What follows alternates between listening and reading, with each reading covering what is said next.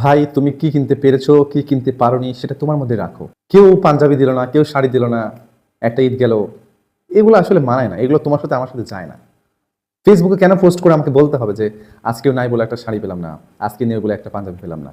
এটা কোন কোন নম্রতা ভদ্রতা? এটা কোনো মানবিক কথাবার্তা? এগুলাতে স্মার্টনেস হারিয়ে যায়। আনস্মার্ট।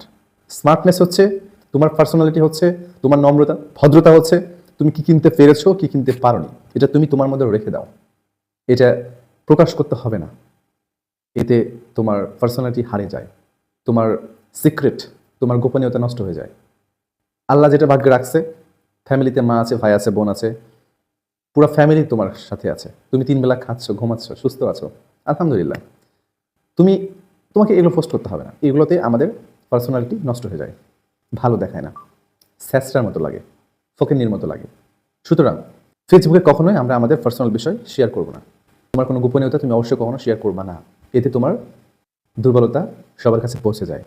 আর একটা জিনিস খেয়াল করো, তোমরা রাস্তায় তো ওইভাবে খুব কম বের হও, রাস্তায় একটু বের হয়ে ডানে বামে তাকিয়ে দেখো যে কারো পা নেই, কারো হাত নেই, কারো পা কাটা, ঠিক আছে?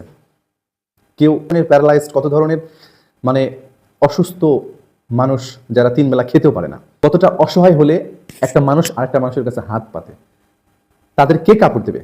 তারা কি কাপড় কিনতে পারছে? তারা 3 বেলা খাবার জন্য ঠিকঠাক টাকায় বের করতে পারছে না। তুমি, তোমার হাত থেকে 5টা টাকাও বের হয় না। এই তুমি সেই মহিলা, তুমি মেয়ে মানুষ, তুমি একটা ছেলে, সাবালক, সুস্থ, ভালো একটা মানুষ, তুমি 10 টাকা দিয়ে সাহস পাচ্ছ না। আবার ফকিন্নির মতো, আবার নির্লজ্জর মতো, বেহায়ার মতো আমরা ফেসবুকে পোস্ট করছি যে আজকেও নেই বলে একটা পাঞ্জাবি পেলাম না, আজকেও নেই বলে একটা শাড়ি পেলাম না, সালামি দাও, সালামি দাও, সালামি দাও। আরে ভাই, সারা বছর তোমার খোঁজ নেই, তুমি ঈদে 2 দিন আগে এসে সালামি চাচ্ছ? What is this? Is this your personality? No. সারা বছর অন্তত একটা বারের জন্য খোঁজ খবর নিবা প্রিয় মানুষগুলোর, আত্মীয় স্বজন, ভাই বোন, মা বাবা, ফ্রেন্ড সার্কেল, টিচার, ছোট বড় সকলের খোঁজ খবর নেওয়ার চেষ্টা করবে। কিছু দিতে হবে না, দ্যাটস ইনাফ। এটাই আমাদের মানবিকতা।